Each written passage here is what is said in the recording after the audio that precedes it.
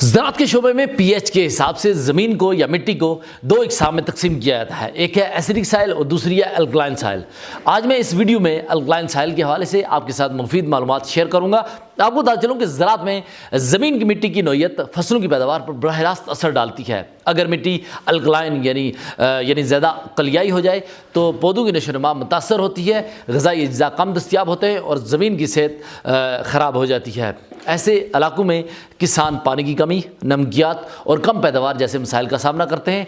आज की इस वीडियो में हम जानने की कोशिश करेंगे कि अल्कलाइन मिट्टी क्या होती है, इसके नुकसानात क्या हैं और इसका इलाज कैसे किया जा सकता है।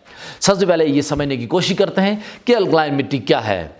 मिट्टी की पीएच अगर 7.5 या इससे ज़्यादा हो जाए तो इसे अल्कलाइन कहा जाता है। ऐसी मिट्टी में कैल्शियम कार्बोनेट, सोडियम और दीगर कलियाई अज्जा की मिकदार ज़्यादा होती है, जिससे पौधों की जड़ें ग़िज़ाई अज्जा जज़ब करने में मुश्किल महसूस करती हैं। तहक़ीक़ाती अदारों की रिपोर्ट्स के मुताबिक पाकिस्तान के बाज़ इलाकों, ख़ासतौर पर सहराई और नीम खुशक इलाकों में मिट्टी की तकरीबन 15 से 20% ज़मीन अल्कलाइन है। अल्कलाइन मिट्टी की वजह से ग़िज़ाई अज्जा की कमी, पौधों की आयरन, जिंक, मैग्नीशियम और फास्फोरस की कमी महसूस होती है, जिससे नशोनुमा सुस्त रहती है। अल्कलाइन मिट्टी में पानी की दस्तियाबी कम हो जाती है और ज़मीन खुशक रहती है। कलियाई मिट्टी में जड़ों की नशोनुमा कमज़ोर हो जाती है और बीमारियों का खतरा काफ़ी हद तक बढ़ जाता है।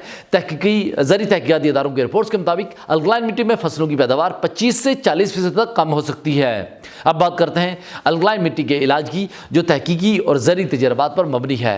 अल्कलाइन मिट्टी में अनसर सल्फ़र डालने से मिट्टी की कुलियात कम हो जाती है और सल्फ़र मिट्टी में बैक्टीरिया की मदद से सल्फ्यूरिक एसिड में तब्दील हो जाता है, जो मिट्टी की पीएच को मुअद्दिल तक ले आता है। तहक़ीक़ के मुताबिक तकरीबन 0.5 से 1 टन सल्फ़र फ़ी एकड़ मिट्टी की कुलियातीपन को कम करने के लिए मुनासिब है। कंपोस्ट, गोबर या सब्जियों के पत्ते मिट्टी में मिलाकर इसकी साख बेहतर की जा सकती है। नामियाती मवाद मिट्टी में ग़िज़ाई अज्जा फराहम करता है और मिट्टी की पानी बरकरार रखने की जो सलाहियत है उसमें इजाफा करता है।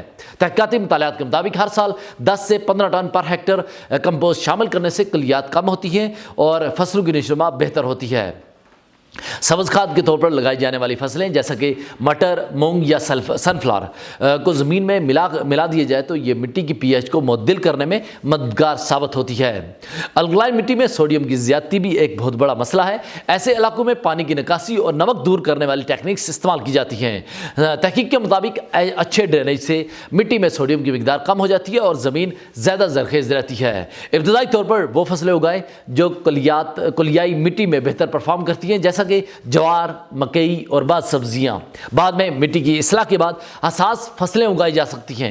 तहक़ीक़ाती डेटा के मुताबिक अगर अल्कलाइन मिट्टी के इलाज के लिए सल्फ़र, नामियाती मवाद और पानी के इंतज़ाम को दुरुस्त तरीके से अपनाया जाए तो फसलों की पैदावार में 20 से 35% तक इजाफा मुमकिन है। इसके अलावा ज़मीन की ज़रख़ेज़ी बहाल रहती है और मिट्टी की तवील मुद्दती सेहत बेहतर होती है। आखिर में ये कहा जा सकता है कि अल्कलाइन मिट्टी का इलाज इल्म, मनसूबाबंदी और मुनासिब ज़रूरी इक़दामात का मजमूआ है। सल्फ़र कंपोस्ट, सब्ज़ खाद और मुनासिब ड्रेनेज के इस्तेमाल से किसान ज़मीन की सेहत बहाल कर सकते हैं और फसलों की पैदावार में इजाफा हासिल कर सकते हैं। जदीद ज़रूरी तहक़ीक़ के मुताबिक ये इक़दामात न सिर्फ माशी फ़वाइद फराहम करते हैं बल्कि माहौल दोस्त भी हैं।